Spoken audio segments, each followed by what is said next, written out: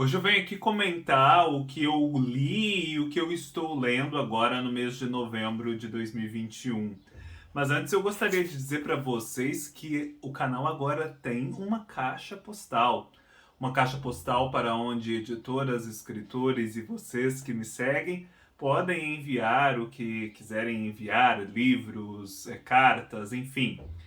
Tudo que seja lícito, eu aceito. E os dados para essa caixa postal, a partir de agora, vão ficar sempre na descrição de cada vídeo. E neste em específico, então, eu digo que a caixa postal é a número 2519 do CEP 17.201.971 da cidade de Jaú, São Paulo. Com essas informações, vocês já conseguem fazer o envio.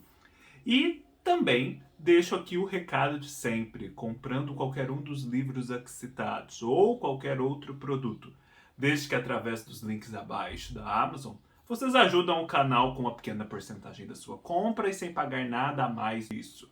Essa é uma das principais fontes de renda do canal e por isso é muito importante para a continuidade desse trabalho que eu desenvolvo por aqui. O primeiro livro que eu menciono tem vídeo já no canal, é o vídeo de ontem, que é A Marca Humana do Philip Roth. Mais um livro do Philip Roth que eu leio e que eu adoro. Os três que eu li até agora, eu não consigo dizer de qual eu gosto mais. Para mim, os três estão ali naquele mesmo grau elevado de grandeza. É como acontece com os dois livros do Guimarães Rosa que eu li neste ano, Primeiras Histórias e o Sagarana. Não dá para dizer qual é melhor. Os dois são incríveis, são espetaculares, enfim, é bom demais. E A Marca Humana foi um livro que a princípio eu pensava, não, esse livro vai ser bom, que eu sempre fico comparando. E logo no começo eu já quero emitir julgamentos. Esse livro vai ser bom, mas eu acho que não vai ser igual a Pastoral Americana, né? Que era o último que eu tinha lido. Vai ser bacana, que promete esse tema. Tenho certeza que o Roth vai tirar de letra, vai desenvolver muito bem. Tá, então tava nessa toada. Aí chega ali por volta da página 100, 120, 150. Acontece uma coisa aqui na história que eu definitivamente não esperava e que já adiciona inúmeras camadas de complexidade a tudo que vinha sendo dito. Já a coisa já era complexa do jeito que estava. E dava para continuar desenvolvendo aquilo até o final tranquilamente. Mas vem o Roth, te joga uma informação e você fica uau! E tudo ganha um colorido novo. Essa informação, a famigerada, está aqui na orelha desse livro, tá? Então, não leia a orelha ou a quarta capa se você não quiser pegar esse spoiler. Lógico, é o tipo de spoiler que dá pra ter ele e continuar lendo o livro com muito proveito. Não é um livro assim feito para você ter surpresas. Não é o livro da Agatha Christie. Mas eu confesso que no meu caso foi muito bom ter essa surpresa. Então, eu recomendaria que vocês tivessem a mesma experiência. Esse é um livro que vai falar de um professor universitário de 71 anos que é envolvido em dois escândalos. Primeiro, no escândalo de racismo, porque as palavras que ele utiliza em sala de aula são interpretadas de um modo equivocado, como se fossem racistas, quando na verdade não eram. Isso leva a toda uma crise na vida dele, uma crise na faculdade onde ele lecionava. E depois, quando a vida dele já está arruinada e ele já pediu demissão, está aposentado, está tentando se reerguer, ele encontra um novo amor, mas é uma mulher que já passou por inúmeros abusos, uma mulher muito fragilizada em contraste, né, com o que ele é socialmente. E aí começam a acusá-lo de estar abusando dela. A gente sabe que ele não está abusando dela, que é um relacionamento consentido, os dois estão muito felizes ali, mas alguns inimigos do Coleman Silk vão chantageá-lo e isso vai trazer mais uma série de consequências. Essa mulher também tem um ex-marido que é um ex-combatente da guerra do Vietnã, pirado de pedra, doido mesmo por conta dos traumas da guerra, né? A gente fala assim, mas na verdade não tem graça. Nunca loucura tem graça, mas nesse caso ainda mais, né? E ele tá ali ameaçando os dois, né? Ele não largou do pé da ex-esposa. Então a gente vai tendo esse drama. Até que descobrimos um outro drama que está ali perpassando todos esses, mas que é mantido num grande segredo. Esse livro se passa contra um pano de fundo histórico que é o escândalo da Monica Lewinsky com o Bill Clinton. Lembram disso? Lá em 1998, quando Bill Clinton foi pego com a boca na botija, digamos assim. Ele, então, tem muito dessa exploração do que é essa histeria, esse puritanismo, essa insurgência dos estadunidenses contra a marca humana, nessa gordura aqui da capa. Aquilo que nos caracteriza, aquilo que nos torna humanos, o nosso lado mais animalesco que não pode ser negado, né? Parece que há algo ali na sociedade norte-americana excessivamente espiritualizante, abstrativo.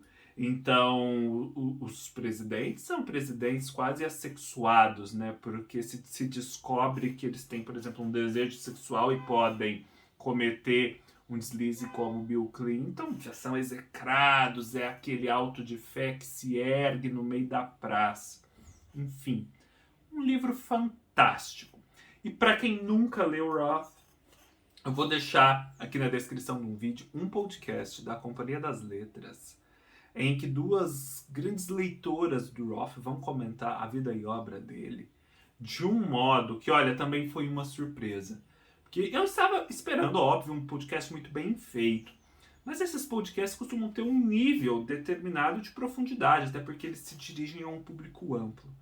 Mas essas duas moças, elas descem a cada nível de análise tão sofisticada, ao mesmo tempo acessível para quem está ouvindo, tão profunda, que, olha, você sai muito enriquecido do podcast, com a visão ainda melhor da obra de Roth. Por conta do aniversário de 99 anos da Agostina Bessa Luiz no último dia 15 de outubro, eu li seus livros infantis, os únicos, por sinal, que estão disponíveis hoje em dia no Brasil, não obstante o fato de que a Agostina é preponderantemente uma escritora de livros adultos e que tem uma vasta bibliografia. Eu li Dentes de Rato e Vento, Areia e Amoras Bravas. Tem vídeo já no canal para os dois livros. Como eu explico ali, há muito na protagonista do livro, a Lourença, da Agostina Bessa Luiz. Essa menina que se sente adulta quando é criança e que depois, quando envelhece, se sente criança, sendo adulta.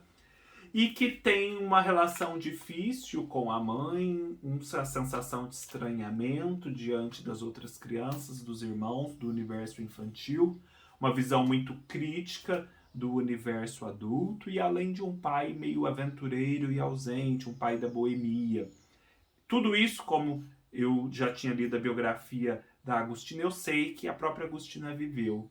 Então ela chega na velhice, digamos assim, e decide relembrar a sua infância através desse alter ego, que é a Lourença. É um livro fenomenal, uma ótima porta de entrada para o universo da Agostina, uma porta de entrada que não seja amedrontadora, porque tem livros da Agostina que são maravilhosos, mas assim, são densos demais para uma primeira incursão. Esses não. Eles são mais leves, porque tem essa ambiência aí mais infanto-juvenil, porém, eles ainda assim trazem muito daquela grande literatura da Agostina, daqueles insights, sabe, sobre a vida, o mundo, que você fica assim, pasmo. Eu vou citar um exemplozinho aqui de Vento, Areia e Amoras Bravas. Aqui a Lourença tinha tido um entrevero com a mãe e ela então pergunta para uma outra pessoa assim, a respeito dessa situação. Achas bem? Disse Lourença. A outra pessoa, a interlocutora, disse: bem, não acho, mas não se pode despedir a mãe. Ou seja, é dessas frases, dessas tiradas maravilhosas que o livro da Agostina é constituído, né? Ela é muito aforística. Li esse livro incrível que eu amei. Vocês sabem o quanto eu me entusiasmei por ele no vídeo que eu fiz. Coronel e o Lobisomem, de José Cândido de Carvalho, e li também este livrinho maravilhoso, ABC de José Cândido de Carvalho, que ilumina a vida e a obra do escritor. Coronel e o Lobisomem tem um protagonista solar, exuberante, cativante, que é o Coronel Ponciano de Azeredo Furtado, um homem assim corajoso a toda prova, um fenômeno da natureza, que vai nos contar aqui as suas proezas. Só que assim, por debaixo desse homem tão portentoso, desses 2 metros de altura, dessa barba cerrada e ruiva, há fragilidades, há expectativas, há frustrações e decepções que vamos conhecendo, não obstante a narrativa em primeira pessoa que tenta escondê-las, ressignificá-las. E a grande beleza desse livro o grande barato, na verdade, a linguagem, a forma como a história é contada. O José Cândido de Carvalho, ele desenvolve aqui toda uma língua baseada na oralidade, mas é como se ele conseguisse formalizar a oralidade. E é aquela língua do povo da roça que é muito engraçada, é muito colorida, é muito enfática, muito expressiva. Não é aquele tipo de experimento de linguagem que afasta o leitor. Não. Esse é o tipo de experimento de linguagem que convida o leitor a entrar dentro do livro e a curtir ainda mais, sabe? E ele faz isso de um modo diferente do Guimarães Rosa. No vídeo eu explico mais sobre isso. E a gente fica assim fascinado com essa língua, que também é uma língua que vai aparecer nos contos do José Cândido de Carvalho. Olha, eu acho difícil alguém que leia esse livro e não goste. Já me tornei o apóstolo do Coronel e o Lobisomem. Para quem quiser, eu sempre vou deixar essa dica. Um livro engraçado que vai te fazer rolar de rir em determinadas passagens, que ao mesmo tempo é muito sério e alta literatura. Ouvi e fiz um vídeo também, eu gostei muito dessa leitura, que é na coreografia do Adeus, da Aline Bey.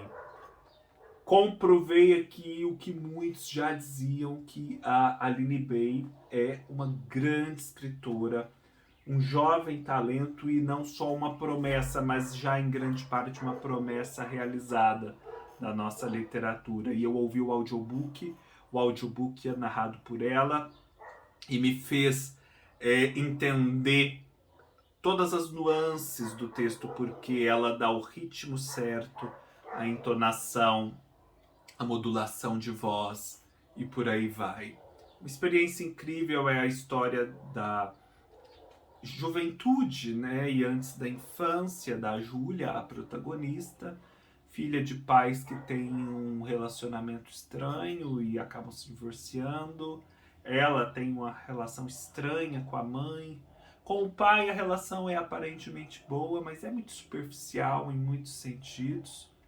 E ela vai se formando, então, em meio a esse ambiente sentimentalmente em frangalhos, cheio de ruídos. Isso vai deixando marcas nela. E a Aline Bey consegue, então, contar uma história que pode ser de muitos de nós, porque é construída de pequenos lances, não são grandes acontecimentos, são acontecimentos banais, mas acontecimentos banais que reverberam. E ela, com essa sensibilidade que tem, consegue colhê-los, né, da voragem do cotidiano, trazê-los para a narrativa e nos fazer perceber como eles vão formando uma pessoa, deixando marcas nela, ditando comportamentos. Fenomenal. Agora vamos partir para o que eu estou lendo. Eu estou lendo essa série de 2 volumes, Machado de Assis, Escritor por Escritor, segundo seus pares, que é da imprensa oficial. Deixo o alerta, a imprensa oficial está em vias de ser extinta, portanto esse livro provavelmente não vai ter uma reedição. Deixo para vocês a dica porque ele é muito valioso e vale a pena vocês correrem atrás disso. Vou deixar o link aqui embaixo. É um livro muito bem feito pelo Hélio de Seixas Guimarães e a Ieda Lebenstein. Eles reúnem, gente, desde 1908 até 2008, tudo o que de mais significativo grandes escritores, escritoras e intelectuais brasileiros disseram sobre Machado de Assis. Desde quando ele morreu, em 1908, até os anos mais recentes. Como que se formou a glória desse homem que hoje está ali no topo do nosso cânone literário de uma forma incontestável. Houve tensões, não foi sempre fácil. Há muitas visões diferentes sobre a vida e obra. E é por conta dessa seleção e desses textos, né, de primeira mão, os originais, que vamos descobrindo mais sobre a formação do nosso imaginário, né, dessa grande figura que é Machado de Assis. Vale muito, muito a pena mesmo. O ensaio introdutório é excelente. E agora eu vou começar o livro propriamente dito com o discurso que o Rui Barbosa deu lá na Academia Brasileira de Letras por ocasião do falecimento do Machado e do seu funeral. Estou lendo do Sérgio Santana o seu último livro, A Dama de Branco, que é uma coletânea de contos. Eu já havia conhecido o Sérgio por 3 contos dele contidos naquele livro Os 100 Melhores Contos Brasileiros dos Séculos. Desses 3 eu destacaria, sem sombra de dúvida, Discurso sobre o Método, que é um dos meus contos favoritos da vida. E depois de ter ouvido um podcast em homenagem ao Sérgio, né, vou deixar o link aqui embaixo, feito pela Rádio Companhia, afinal o Sérgio morreu o ano passado com 79 anos por conta do Covid, eu fiquei ainda mais interessado em ler esse livro. É um podcast emocionante, mesmo quem não conhece o Sérgio vai tirar muito proveito ouvindo ele.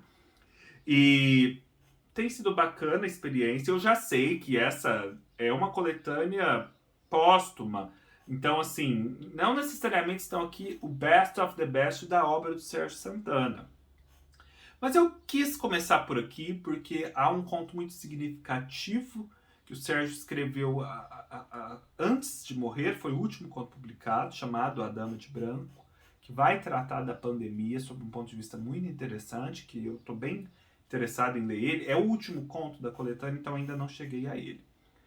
Mas o que dá para ver aqui é como o Sérgio estava atento, né, para a questão da mortalidade, da finitude da vida, das grandes questões. Tem muito disso, é muito nítido isso. E quando a gente ouve o podcast, percebe que era assim mesmo, ele tinha um senso de urgência na escrita cada vez mais.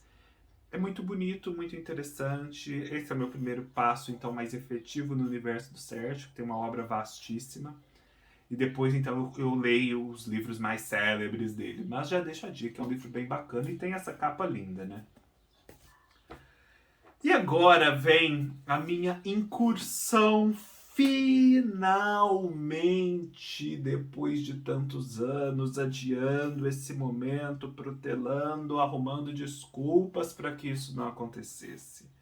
Eu estou aqui aos trancos e barrancos, mas estou caminhando pelas veredas da poesia, e quem está me conduzindo pela mão são 2 poetas, Ana Martins Marques e Paulo Henriques Brito, que é o famoso tradutor. Vocês já sabem quem é o Paulo Henrique. Ana Martins Marques, poeta mineira, que assim, olha, lendo esse livro, eu tenho a mesma reação quando eu leio um livro do Drummond. Ou seja, a de estar diante de uma coisa muito grandiosa, de uma coisa muito única, muito especial, de uma riqueza de percepção e expressão incomparáveis. Eu acho, e deixo esse testemunho como um leigo, que Ana Martins Marques é uma ótima porta de entrada para o mundo da poesia. Porque a poesia dela é contemporânea, tem esse ar fresh, mas ao mesmo tempo dialoga muito com a tradição. Ela é acessível sem ser simples, num sentido ruim.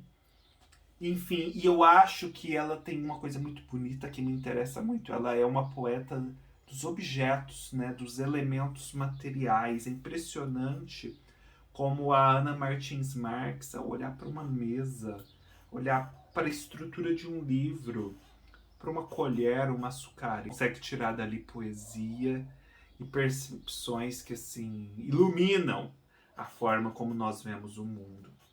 Eu vou me permitir, nós já estamos aqui caminhando para o final do vídeo, comentar mais aprofundadamente esses livros, sobre os quais eu ainda vou voltar a falar com vocês, e ler alguns trechinhos muito rápidos de poemas, porque poesia é isso, é difícil ficar discursando sem expor o objeto poético. Aqui, no Da Arte das Armadilhas, por exemplo, que é o primeiro livro publicado pela companhia, nós temos uma primeira seção chamada Interiores. Nessa sessão, a Ana Martins Marques vai pegar, por exemplo, o açucareiro, a cadeira, talheres, canteiro, torneira, banheiro, elementos de uma casa, como se estivesse fazendo um inventário, e vai tirar a poesia disso. Vejam, por exemplo, o que ela diz do espelho. Nos cacos do espelho quebrado, você se multiplica. Há um de você em cada canto, repetido em cada caco. Por que quebrá-lo seria azar? Vejam, que simples. Uma pequena mancha de texto na página. E que beleza. Quanto a gente pode extrair daqui, quantos sentimentos e pensamentos um poema tão simples em aparência provoca na gente, né? Só para vocês terem uma ideia da potência poética dela. E aí depois há outras sessões, né, que meio que unificam os poemas. A segunda é chamada Da Arte das Armadilhas.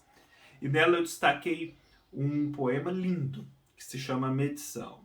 Fala assim: o coração da baleia azul é do tamanho de uma pequena casa.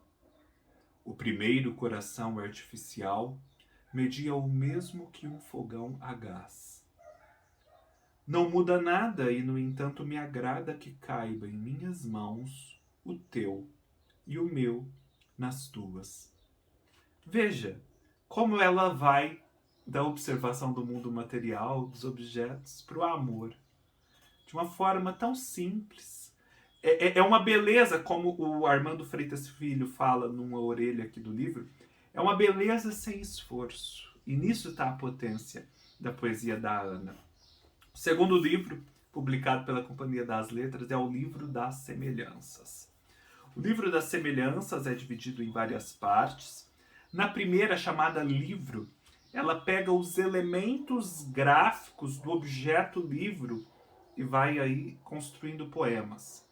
Então há assim um poema sobre a capa, um poema sobre o nome do autor, sobre a dedicatória, sobre o papel de seda, sobre tradução, sobre o índice remissivo. E, gente, olha o que ela fala sobre tradução. Este poema, em outra língua, seria outro poema. Um relógio atrasado que marca a hora certa de algum outro lugar. Uma criança que inventa uma língua só para falar com outra criança. Uma casa de montanha reconstruída sobre a praia, corroída pouco a pouco pela presença do mar. O importante é que, num determinado ponto, os poemas fiquem emparelhados, como em certos problemas de física, de velhos livros escolares. Depois, ela vai fazer um longo poema sobre lugares comuns. Ela vai partir daquelas frases que são lugares comuns, chavões que utilizamos no dia a dia, e vai construir poesia a partir disso. Eu vou ler só os primeiros versos. Quebrar o silêncio e depois recolher os pedaços. Testar-lhes o corte, o brilho cego. Pagar para ver e receber em troca vistas parciais, uns cobres de paisagem. Dobrar a língua e, ao desdobrá-la, deixar cair uma a uma palavras não ditas. E, por fim, tem a última sessão, que é do Livro das Semelhanças, né, que dá título. Tem um dos poemas que eu conheci pela primeira vez quando ouvi falar de Ana, que é o Tenho Quebrado Copos. Tenho Quebrado Copos é lindo, gente, vejam só. Quero fazer justiça a ele declamando. Tenho quebrado copos, é o que tenho feito. Raramente me machuco, embora uma vez sim. Uma vez quebrei um copo com as mãos. Era frágil demais, foi o que pensei. Era feito para quebrar-se, foi o que pensei. E não, eu fui feita para quebrar. Em geral, eles apenas se espatifam na pia entre a louça branca e os talheres. Esses não quebram nunca, ou no chão. Espalhando-se então com um baque luminoso. Tenho recolhido cacos, tenho observado brevemente seu formato, pensando que acontecer é irreversível, pensando em como é fácil destroçar. Tenho embrulhado os cacos com jornal, para que ninguém se machuque, como minha mãe me ensinou, como se fosse mesmo possível evitar os cortes, mas que não seja eu a ferir. Tenho andado a tentar não me ferir e não ferir os outros, enquanto esgoto o estoque de copos, mas não tenho quebrado minhas próprias mãos, golpeando os azulejos. Não tenho passado a noite deitada no chão de mármore, estudando as trocas de calor. Não tenho mastigado o vidro, procurando separar na boca o sabor do sangue e o sabor do sabão. Nem tenho feito uma oração pelo destino variado do que antes era um e por minha força morre múltiplo. Tenho quebrado copos, para isso parece deram-me mãos. Tenho depois encontrado cacos que não recolhi e que identifico por um brilho súbito no chão da cozinha de manhã. Tenho andado com cuidado, com os olhos no chão, à procura de algo que brilhe. E tenho quebrado copos. É o que tenho feito. Dispensa mais palavras. E por fim, estou lendo o último livro dela, o mais recente lançamento, Risque esta palavra. Aqui também há muito. Mas assim, para não cansar vocês, eu só vou ler os últimos versos de 2 poemas.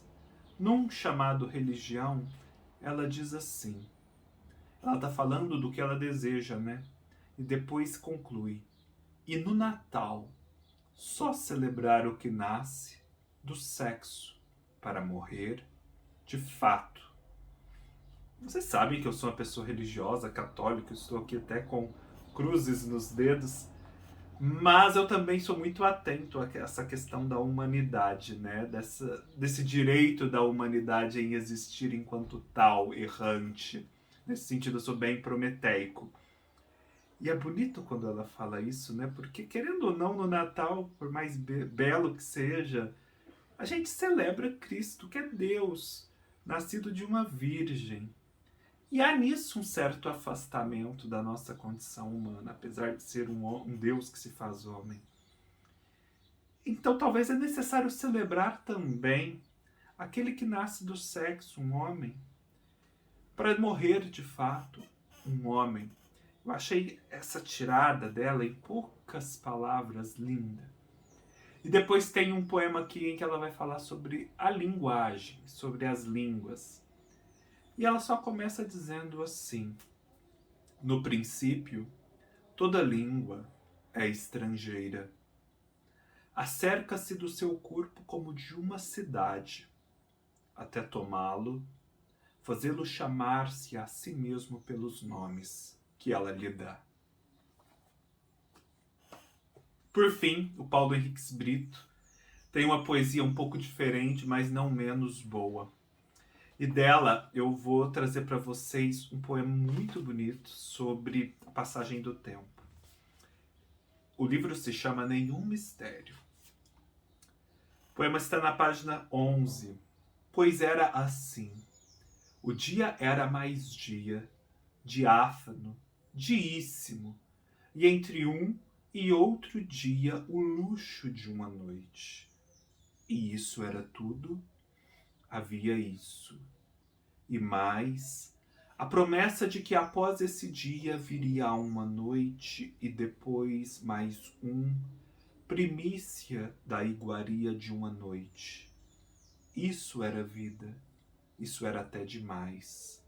E isso nenhum de nós nunca entendia, e era dia claro, e isso nenhum de nós via, como se fosse noite.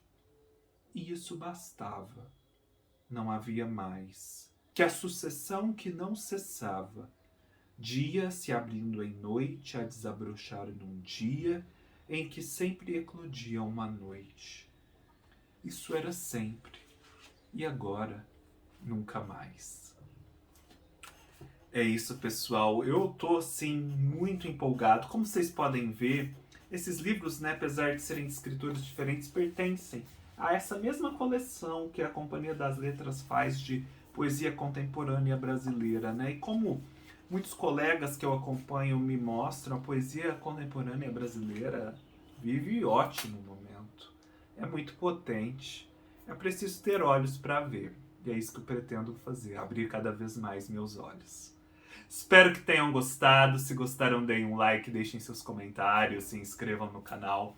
Sigam-me em minhas outras redes sociais, no Scoob, no Instagram. Todos os links estarão aqui embaixo. Leiam-me no meu blog e nos vemos numa próxima oportunidade. Até mais.